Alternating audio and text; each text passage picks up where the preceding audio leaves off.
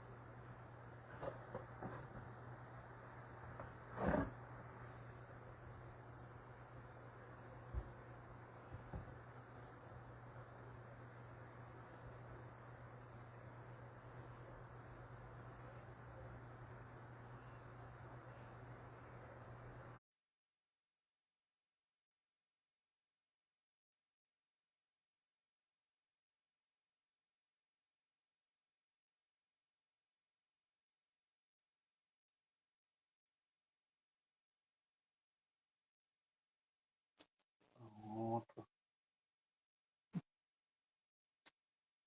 Boa noite, meu irmãozão. Como é que você Boa tá?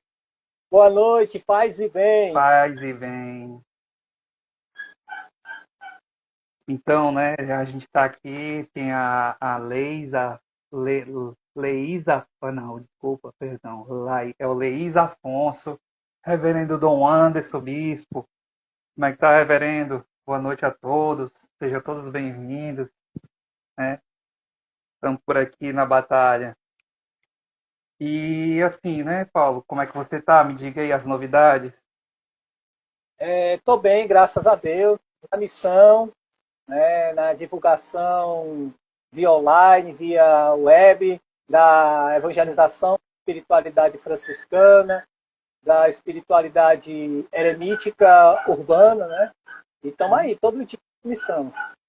Que bom, que bom, né? É, deixa eu me apresentar, eu sou o reverendo Anderson, sou diácono da Igreja Anglicana Tradicional do Brasil. Já tem um tempo que eu trabalho com aconselhamento cristão. Conheço o Paulo já tem 2 anos nessa caminhada, né, Paulo? Há dois É, anos ver- nessa caminhada franciscana, no qual sempre eu me identifiquei. O Paulo é um cara bacana, um cara sempre que é sempre solícito, né? E é um franciscano de mão cheia que eu posso dizer que eu admiro bastante. Ele vive o evangelho no seu dia a dia, né? Então, falar um pouco do aconselhamento cristão. O aconselhamento cristão ele começou a partir do curso de teologia, né, que tinha que apresentar nas disciplinas, sabe? Aí eu digo, o que é que eu vou fazer? Eu vou botar para frente isso, não ficar só no papel, não. Então, dia de quarta-feira, eu estou reiniciando novamente. Eu tive que parar no semestre passado por conta dos trabalhos seculares. Eu tive que parar por conta de cursos noturnos. Então, realmente, eu tive que, infelizmente, parar, mas a gente está voltando. E agora a gente está voltando de mão cheia, certo? Estou voltando de mão cheia porque, estudando e conversando com o Paulo, a gente chegou num tema bastante bacana mesmo, que a gente possa vir refletir baseado no carisma franciscano, né? E o nosso tema de hoje é a escuta que cura, acolhendo o irmão no altar do coração. O altar do coração, né? A gente sabe que o nosso corpo, né? A gente é feito, né? Já dizia os pensadores que somos feitos de matéria, né? Matéria, corpo, alma, espírito. Perdão, é, alma, corpo e o espírito, né? Então, assim, somos o templo do Divino Espírito Santo. E assim, e o que mais traz para a gente é o que a gente internaliza dentro do nosso coração. Então, é esse altar. O convidado de hoje é o nosso irmão Paulo, né? É um penitente franciscano. Ele é professo da Terceira Ordem, né? E é nosso convidado especial. Não é convidado que eu posso. Eu estou dizendo que é convidado, Paulo, mas que você já é irmão de caminhada, né? com Mas que certeza. a gente anda sempre junto lado a lado, né? E iniciando a nossa reunião aqui, paz e bem a todos. Iniciamos esse encontro com o desejo de que, inspirados por São Francisco, nosso Pai Seráfico, possamos ser instrumento de paz e promover o bem em nossas ações. que a paz interior se transforme em boas obras de caridade e diálogo nesta reunião. Invocamos assim a Santa Trindade, em nome do Pai, do Filho, do Espírito Santo. Amém. Meu irmão Paulo, a palavra é sua. Bom, eu vou me apresentar, né? Eu sou professo da Ordem Franciscana Secular, né? Eu estava na Ordem desde 2012, me desliguei no ano 2024, me desliguei para ter uma experiência numa outra denominação irmã católica, né? Que é a Anglo-Católica Igreja Anglicana, Igreja Episcopal Anglicana do Brasil. Eu passei aproximadamente uns 8 meses lá. Foi uma experiência assim, muito gratificante. Cresci muito, amadureci muito, sabe? E foi nessa época que eu me desliguei da ordem. E foi uma experiência muito boa, porque ali eu estava vivendo a realidade das primeiras comunidades, aquelas comunidades primitivas, aquelas igrejas mais simples, com poucas pessoas, né? Porque eu sou apaixonado pelo livro de Didaquê, né? Todo dia eu leio uma parte. Então, ali eu vivi uma experiência muito legal, sabe? E o que me fez... E tive acesso ao bispo, né?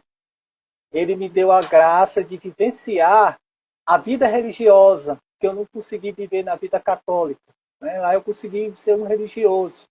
Eu fui um frade. Só que o que me deixava muito, assim, sofri um pouco, porque como era uma missão, aqui não tinha uma estrutura de uma diocese, às vezes a gente passava até um mês sem celebração, né? Então eu sou uma pessoa apaixonada pela Eucaristia, eu não consigo viver sem Eucaristia, né? Se eu pudesse, eu ia todo dia para a missa. Então, e eu moro próximo à igreja. E às vezes eu ia para a celebração na igreja anglicana e à noite ia para a igreja católica. Mas como questão de obediência e não escandalizar, na igreja católica, nesse período, eu só participava, não recebia a comunhão. Aí quando eu voltei, né, porque assim, eu tinha essa necessidade. Então eu me afastei, principalmente por causa da Eucaristia, que eu sou apaixonado pela Eucaristia, né? E voltando para a igreja católica, né, fui muito bem acolhido pelo pároco, pelo padre, e tentei voltar para a igreja, para a Ordem Franciscana Secular, só que eu não consegui voltar, né? Estou desligado ainda da ordem. Por quê? Porque eu vivo a regra primitiva. A regra primitiva. Então, vivendo a regra primitiva, não bate com o direcionamento deles. Mas eu tenho a bênção do bispo, do Gregório, e vivo essa missão, né? E tem tudo a ver com o tema de hoje, que é o nosso corpo, que é o templo do Espírito Santo. É interessante, né? Quando a gente vê os 3 nós do cordão de São Francisco, a gente fala sobre a obediência, a castidade, né? E a pobreza, né? Muita gente confunde a questão da castidade como o celibato, não é isso? Né? Mas, na verdade, é o respeito do corpo, o respeito do próximo, o respeito de tudo isso, né? E a pobreza é você não vivenciar o lado material, ser aquela materialismo, né? E a obediência não precisa nem dizer, sermos obedientes mesmo à palavra de Deus, né? E assim, meu irmão, você que tem agora com esse perfil eremítico, né? Você é uma pessoa religiosa, né? Mais uma vez eu venho dizer para você que eu admiro bastante você. E como é que se deu, né? Quando você assim que você saiu do da ordem terceira, né? E foi de encontro da Igreja Católica Apostólica Romana. Como foi que você foi recebida Dom Gregório com essa parte eremítica? Como foi esse processo? Pois é, realmente foi providência de Deus, porque a pessoa conseguir uma audiência com o bispo Dom Gregório é muito difícil, porque ele não pega somente a região da cidade de Fortaleza, mas as outras cidades próximas. Tem gente que passa anos para conseguir uma audiência. E eu consegui de uma forma muito rápida, E foi no dia de quarta-feira de cinza, né? Foi algo assim impressionante. Eu liguei um dia antes, vai dar certo mesmo essa audiência na quarta-feira de cinza. Aí a secretária, que era a freira, Noêmia, ela disse, tá confirmado. Então eu fui conversar com ele, apresentei a minha veste, apresentei o hábito também, né? Só que ele, por obediência, pelo direcionamento dele, ele preferiu que eu usasse um blusão, que é um meio hábito, que é da parte da cintura para cima, nas mídias penitenciais, e em casa eu usava minhas vestes, um hábito ou uma bata para rezar, né? Mas é isso aí, foi tudo providência de Deus, tudo foi se confirmando. Legal, interessante, né? Eu vejo muito assim no seu perfil, né? E você divulga muito no seu trabalho a evangelização nas redes, quando você fala sobre o deserto, né? Esse deserto.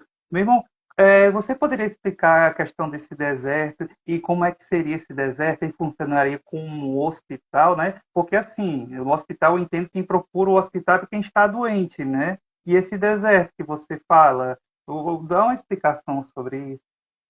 Pronto, o deserto, para mim, é a grande experiência do ser humano. Porque, assim, o deserto que eu falo é o deserto interior. Há muitas pessoas na sociedade de hoje, eles fogem do silêncio, eles não suportam o silêncio.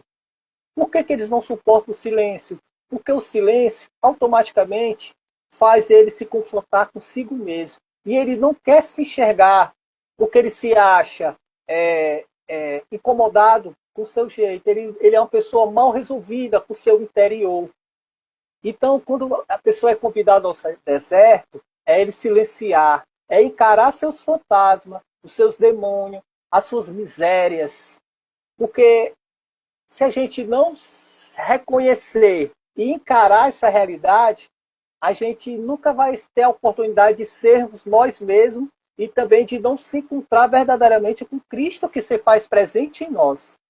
Mas para isso, tem que arrancar as máscaras, se reconhecer como miserável, mas também como filho de Deus que tem toda uma potencialidade. Mas para isso ele precisa ser lapidado. Uma obra-prima antes era um material bruto. Ele precisou ser lapidado para se tornar o que é. Então, assim, é a alma do ser humano. Ele tem uma caminhada até o encontro com Cristo. O Cristo interior que se faz presente. Mas para nos tornarmos um com Ele, nós temos que trilhar o deserto. Aos poucos, a intimidade vai ser tão grande que você não vai saber, como falava uma frase muito de Francisco. Ninguém sabia mais se era Francisco ou se Cristo era. A comunhão que se tornou ambos, né, ao se manifestar o Cristo, que somos todos nós cristãos. E para isso é necessário essa intimidade, essa caminhada, que precisa ser lapidada. Muita gente quer fugir do sofrimento, mas não é aquele sofrimento que eu falo, porque é aquele sofrimento do desapego, do sofrimento de se reconhecer quem você é. E isso é muito doloroso para as pessoas. Não é aquele sofrimento de se machucar, de se maltratar. Isso aí é algo primitivo, né? É algo irracional, de uma certa forma. Realmente a gente vê muito o pessoal fazendo as suas penitências, e nessas penitências começa a dilacerar sua própria carne. E não é isso que Jesus quer, não. Ele quer o sacrifício, né? Não é o sacrifício de você se cortar, fazer isso. Não, não, não. Isso passa a ser algo muito primitivo e não é isso que ele quer, não. É você realmente se esforçar e fazer o ato da caridade. Ele sabe que habita dentro do nosso coração e, portanto, essa lapidação, como você fala, não é você se rasgar, se cortar, fazer isso, não, né? Tá, a fé é bastante, eu acho muito bacana, mas será que se eu sair daqui para o Rio de Janeiro de joelhos, né, eu vou chegar com saúde? Então, não faz nem sentido. Será que se eu subir no chapéu do Padre Cícero e me jogar lá de cima porque eu fiz a promessa, vai dar bom? Né? Tem algumas coisas que realmente não dá certo, né?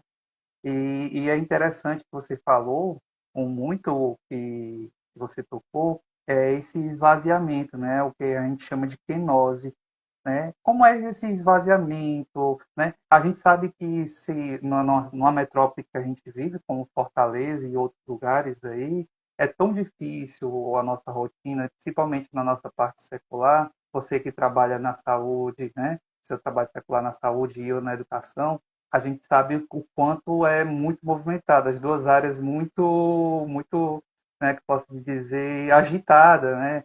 E como é que a gente busca, né?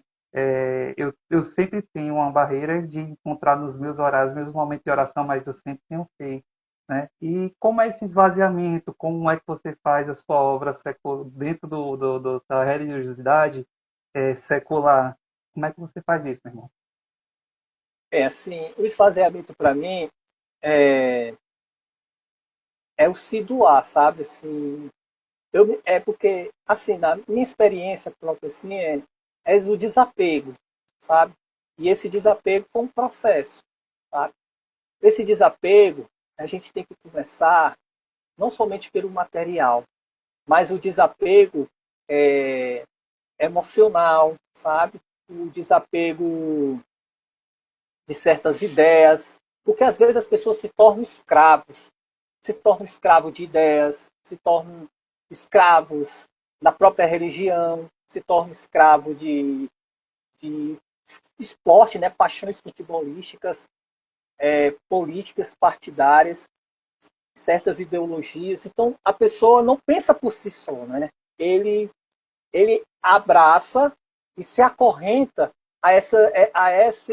essas idolatrias, tá entendendo? Então a pessoa tem que trabalhar e se esvaziar, se libertar dessas coisas. Porque por mais, por mais que aquilo no primeiro momento lhe dá um certo gozo, mas tudo isso tem uma consequência. Então a gente se esvaziar é se esvaziar dessas coisas e procurar o que é essencial em nossa vida, que é Cristo. Cristo que está ali, latente em você, mas você não quer buscá-lo, porque para isso você tem que ter um esforço. Você quer tudo fácil. E o que o mundo lhe oferece é as coisas fáceis, mas tem um objetivo, de escravizar. Né? O desejo, né? O sexo, o jogo, as drogas. Se você não se disciplinar, você se torna escravo. E ao ponto de não conseguir dominá-lo. E por isso que acontece tantas crimes, tragédias, né? Destruição de família, porque você perdeu totalmente o controle de si. Né? E você se torna vítima dos seus próprios desejos. Se você não se tornar senhor de si mesmo, você vai se tornar fantoche da sociedade, fantoche dos seus desejos, e o objetivo deles é só te explorar e depois te descartar como lixo. Verdade, verdade mesmo. E esse esvaziamento é muito importante porque é o caminho do autoconhecimento, né? Esse autoconhecimento, eu estava até conversando com o meu bispo a respeito disso, né, nas minhas formações que eu estou tendo com ele. E esse esvaziamento é muito importante, porque para você se conhecer, para você ter um trabalho bacana, legal e de evangelização, você precisa se reconhecer, né? Um religioso, ele não vai deixar de ser um ser humano, não. As pessoas têm mania de querer desassociar o Paulo do Paulo, o Anderson do reverendo, né? Então, assim, a pessoa que é o religioso, ele é mesmo feito, na mesma coisa, matéria, corpo e espírito, né? Então, não tem como desassociar a pessoa do que ele é. Não tem como desassociar o Paulo da saúde, o Anderson da educação, o Paulo religioso, o Paulo da saúde, o Anderson da educação, né? O Anderson da igreja. Então, a gente é o que a gente é. A gente tem horas que esse esvaziamento, Paulo, concordo com você, e esse é o caminho realmente da nossa busca incessante da verdade, que é o autoconhecimento. Né? A gente tem dias que realmente não está legal, né? E aí é onde vai procurar se esvaziar realmente, né? E assim, Paulo, é interessante, né? É, as regras do eremitério, né, eu já tinha lido, né, nas fontes franciscanas, né, já li sobre as regras, né, e como é a regra do eremita urbano, cara? Para mim é novo, né? Para mim é novo. O eremita urbano é algo para mim bastante que eu não conheço, realmente não conheço, eu não fui estudar, mas eu já tinha lido a regra do eremitério, né? Do que está nas fontes franciscanas. Explica um pouquinho para a gente aí, cara. Bem, é assim, é a forma que eu apresentei, até desenvolvi uma regra básica para eremitas seculares e penitentes, que é uma regra só. Porque, assim, o eremita é uma forma de vida penitente também, ele faz parte de uma forma de vida penitente. Só que a vida penitente, existe várias realidades. Você pode viver de peregrinações, sabe? Ou você viver se doando para ajudar os mais necessitados, né? Ou você pode viver de uma total clausura, que seriam os próprios eremitas. E a questão do eremita urbano, eu me baseio muito pelas regras, pela lei canônica católica, porque não existe esse nome eremitas urbanos, e nem existe eremitas seculares, que para mim é a mesma coisa. O que existe lá são os eremitas autônomos e os eremitas diocesanos, que são acompanhados pelo bispo, né? Então, o eremita urbano uma forma de. É uma espiritualidade, tá entendendo? Não é uma forma de vida, é uma forma de vida assim, reconhecida pela igreja. É uma espiritualidade eremítica que você vai adequar dentro do seu contexto, dentro da sua realidade de trabalho, dentro da sua realidade de família, tá entendendo? E vai adequando. Eu já vivia muito isso na época da Ordem Terceira, né? Eu já vivia, eu rezava a liturgia das horas, né? E também vestia meu hábito, tinha todo aquele momento litúrgico em casa. Então já vivia como um eremita secular. Mas é aquela coisa, eu busquei simplificar de uma forma mais possível, acessível possível, para casais, né? Para pessoas solteiras, ali dentro da sua realidade de trabalho, dentro da sua realidade de filhos, né? Ou não. Porque o importante é você beber, vivenciar a espiritualidade eremítica, tá entendendo? Que é uma realidade muito primitiva. Desde do segundo, terceiro século, você já vê relato de pessoas que saíam da cidade e se buscavam os montes, os desertos para vivenciar essa espiritualidade. Os padres, né? Os primeiros padres, né? Era interessante, Exato. né? Perdão. Ah, agora vamos lá, né? Quando a gente fala sobre a escuta que cura, né, meu irmão? E acolher o irmão no altar do coração. Como é que você se coloca nisso aí, nessa parte toda? Tem tudo a ver, porque se a gente não buscar silenciar, buscar esse deserto, né, você vai viver uma ilusão. Você vai viver a vida toda adormecido, você vai viver uma vida toda sem despertar. Então, quando você busca essa, essa trilhar esse caminho do interior, de você reconhecer você sem máscaras, nas suas misérias, buscando identificar suas potencialidades, consequentemente você vai se curando. Porque quando você vai encarar as suas misérias, você vai encarar muito dos seus traumas, você vai encarar muito dos seus defeitos, né, do que você também causou de dor no irmão, você vai reconhecer que você não é aquela, aquela pessoa idealizada por você, né? Aí eu me lembrei da questão que muitas vezes as pessoas vivem um personagem e não vivem a si mesmo, né? E às vezes você, latente na sua potencialidade, você pode ser um cara muito mais incrível do que esse personagem que você cria. E tem gente que vive a vida toda como personagem e morre como personagem. Aí então eu me perguntava, meu Deus, será que isso aqui é um personagem? O Paulo é um personagem, o irmão Paulo? Mas aí me veio o questionamento. Não, porque quando a gente é coerente com aquilo que a gente vive, em todos os momentos, em público ou só, diante de diversas situações, você é você mesmo, então ele não é um personagem. Porque muitos desses personagens, ele só é aquilo na frente do público, na frente das pessoas, mas junto com a família ou em casa, às vezes ele é algo totalmente diferente. Então isso aí é um personagem. Então essa é a maior mentira, mais nociva que o ser humano está vivendo. Porque ele não está enganando somente as pessoas, ele está enganando a si mesmo. Então é uma vida que ele está jogando no lixo. Verdade, viu? Verdade. E no seu discurso aí, me lembrei aqui do Alto da Compadecida, né, Ariano Suassuna, quando, não me lembro se foi o padre ou se foi o bispo, né, que fala, né, que ele faz a crítica social daquela sociedade, daquele momento, né, que estavam todos para ser executados, né, e não sei qual foi dos dois, mas um deles, né, disse o seguinte: olha, a nossa função mesmo que a gente não salve as nossas próprias almas, a gente tem a pura obrigação de salvar do próximo. Não É, foi isso? Eu não recordo realmente quem foi, né?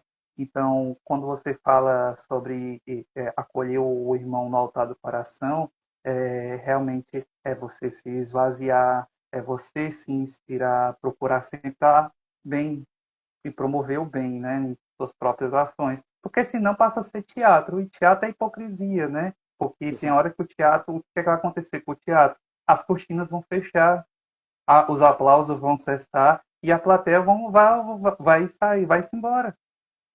Né? É igual fumaça, a fumaça se desvanece e acabou. E o que fica é a essência, né? Sim, meu irmão. Né? Então, assim, né? Então, quando fala sobre a regra, esse momento que a gente está falando sobre a escuta que cura, né? É uma escuta que vai além das palavras, né?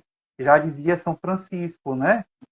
Quando ele saiu com aquele traje para evangelizar, e ele perguntou: "E aí, meu irmão, como é que vai ser? A gente vai começar a falar o evangelho quando, né?"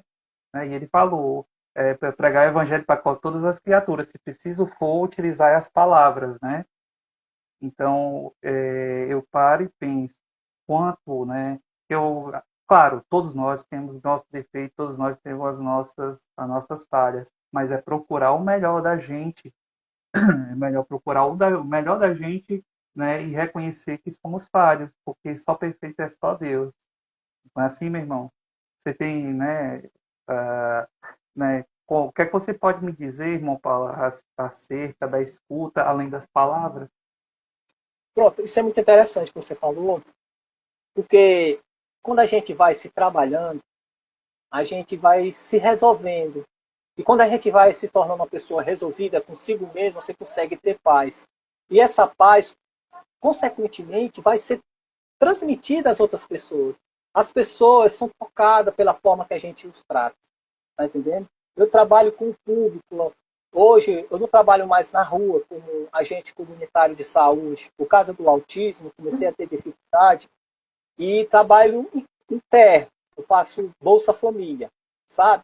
Então, as pessoas, quando você trata bem a pessoa, é gentil, atencioso, as pessoas saem, às vezes eles agradecem pela atenção, pelo sorriso que a gente dá, né? Porque às vezes falta isso dentro da própria família, na convivência. Então, quando a gente trata bem o irmão, a gente também está tocando o seu coração, está curando feridas, tá entendendo? E aquilo ali vai contagiar aquela pessoa para também se tornar uma pessoa melhor, né? Então, o testemunho, ele é fundamental, porque o testemunho, ele arrasta as pessoas, arrasta multidões, né? Como Francisco não precisou falar nada, o seu testemunho por si só arrastou multidões. E muitas das vezes as pessoas podem enxergar naquele irmão Cristo, né? E busca também esse Cristo que se faz presente nele. Porque somos cristãos. O que é ser cristão? Um novo Cristo. Então, da mesma forma que você se curou, consequentemente vai contagiando e curando outras pessoas, assim o mundo, aos poucos, pode se tornar um mundo melhor. Mas para tudo isso é necessário o quê? Silenciar, né? É fundamental. Tudo começa no silêncio, tudo começa no deserto. É o deserto, isso, né? E assim, esse deserto que você fala é bastante. É o caminho, realmente, é a rota do autoconhecimento, né?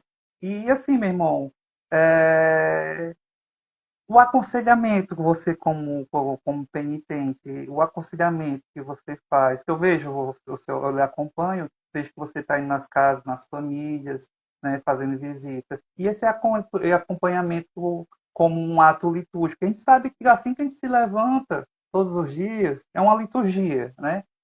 E dessa parte do sagrado para o divino, né? Como é que você faz?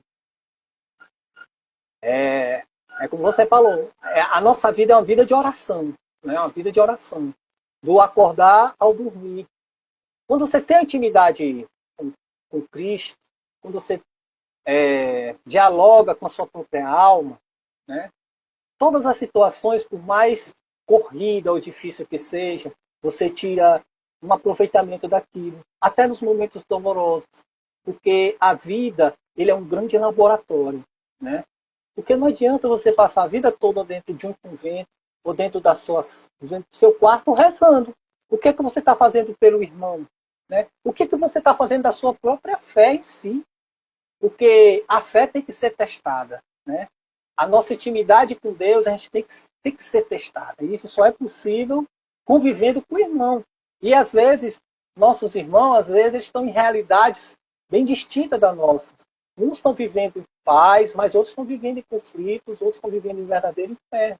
E às vezes, toda essa dor, toda essa miséria nos abate também. E como é que a gente está agindo como cristão? Né? Então, às vezes, as pessoas querem ser ouvidas, às vezes as pessoas querem ser percebidas. Então, a forma como a gente acolhe é essa questão que você falou. Né? Porque isso, às vezes, é o mais importante, porque às vezes as pessoas estão tão carentes de Deus, estão tão carentes de um amor ágape, e aos poucos aquela alma vai se adoecendo, vai se afundando nas drogas ou numa depressão. Então, a gente tem essa responsabilidade muito grande, do acordar até o dormir. Né? Não somente nas orações, mas na vivência. Né? Nas vivências.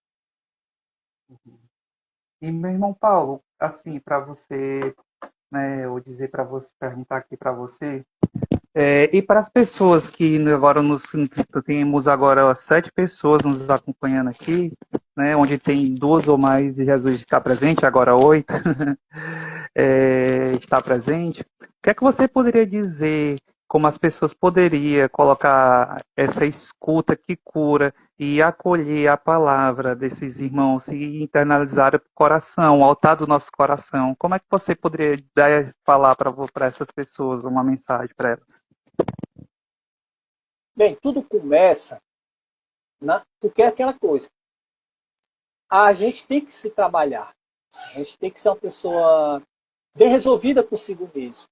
Porque quando a gente se trabalha, a gente vai também reconhecendo as limitações, mas também o esforço do outro que está trabalhando para se melhorar. Então, nesse feedback, ele, ele vai tendo uma segurança, uma certa autoridade de compartilhar com ele os conselhos, as sugestões, as orientações. E isso é fundamental. Né? E uma coisa importante que eu esqueci de falar no começo, né? A fé, o amor a Deus não deve ser uma troca. Né? Tem que ser algo totalmente desapegado.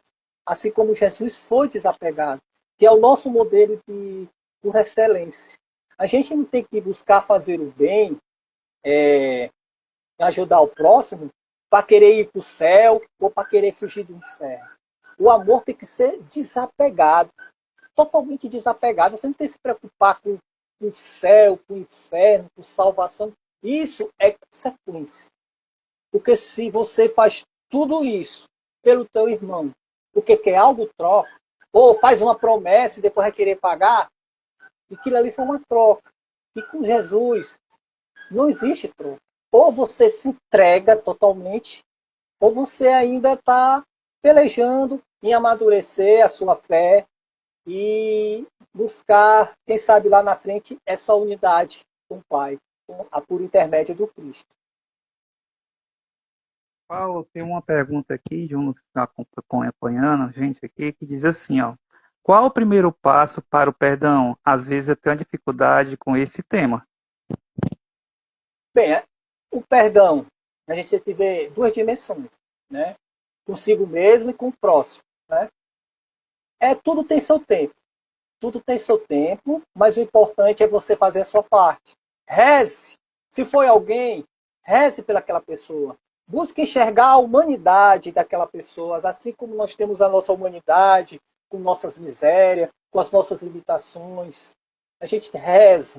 E, consequentemente, Cristo vai curando o nosso coração e vai criando situações para que o perdão aconteça, né?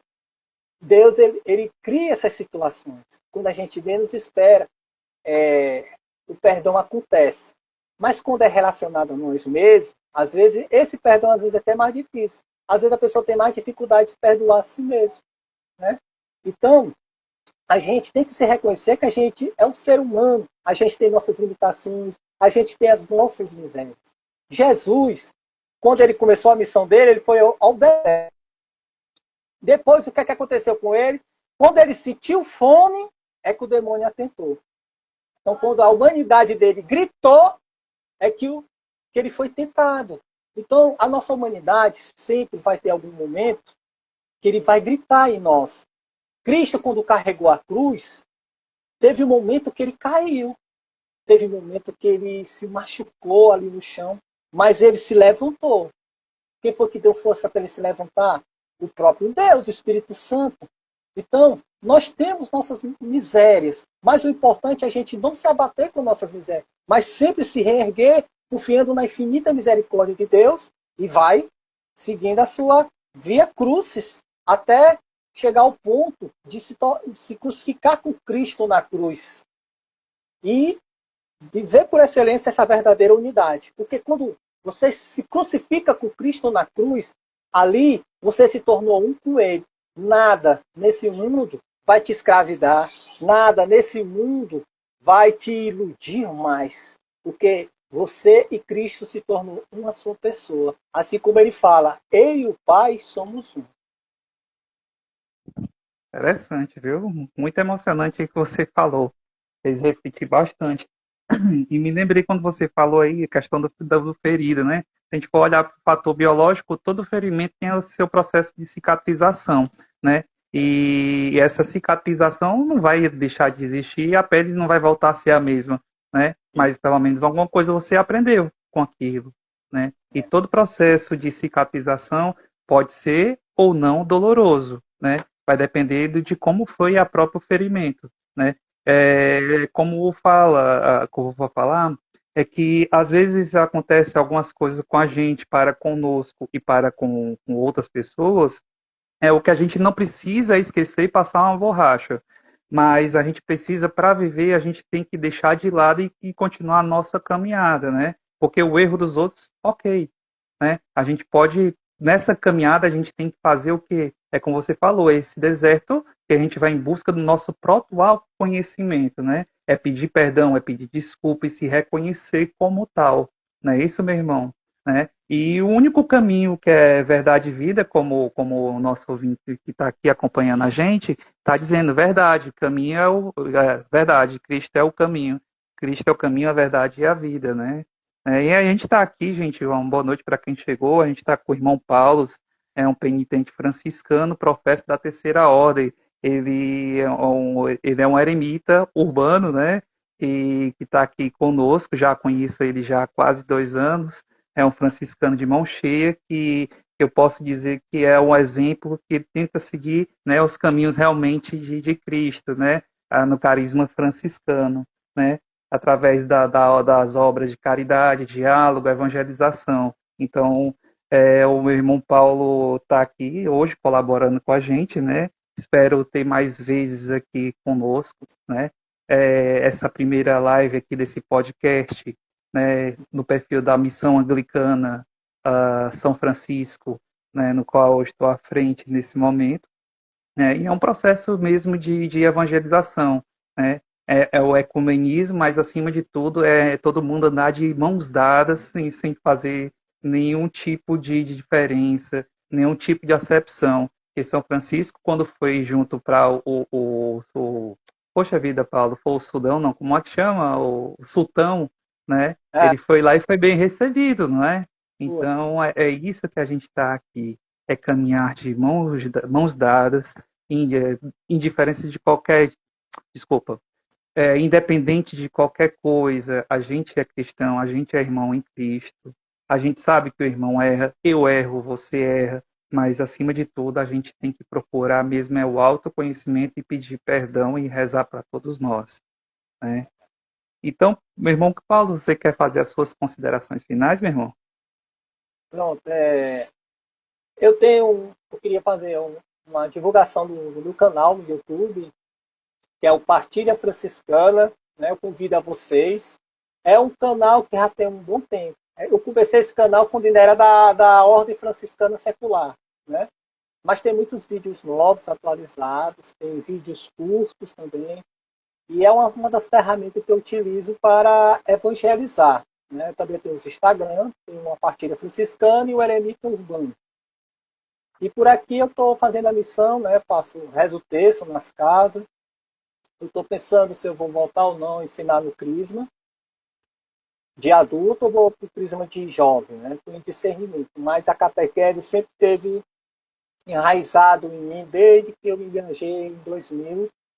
E estamos aí para evangelizar, ser instrumento de Deus, instrumento de vossa paz, aonde a gente é chamado, né? E agradeço por essa oportunidade que eu tive aqui de anunciar a Boa Nova junto com você, irmãozinho. E estamos aí, porque deve é. É. Muito obrigado, viu, meu irmão Paulo? Seja você sempre é bem-vindo. Essa caminhada a gente vai estar sempre junto, iremos nos encontrar com certeza. E para fechar a chave de ouro aí, é, nos dê a bênção, faça a oração final. É, você me pegou de surpresa, mas eu peço a todos que nesse momento se recolham em sua alma, né? E busque um momento breve, silenciar a sua alma, ofereça a sua vida, né? Daqueles que sofrem, por aqueles que estão invisíveis para a sociedade, né?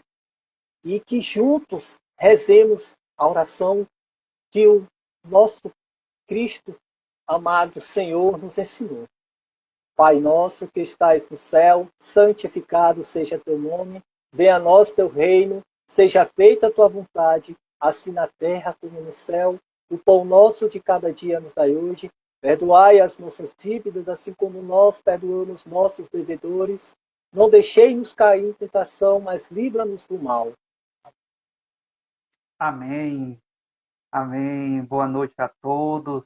Paz e bem. Que Deus nos abençoe, nos guarde e faça resplandecer toda a luz, toda a felicidade, né? E que nos guie sempre em nome do Pai, do Filho e do Espírito Santo. Amém. Boa noite, gente. Tchau, tchau. Até a próxima. Tchau.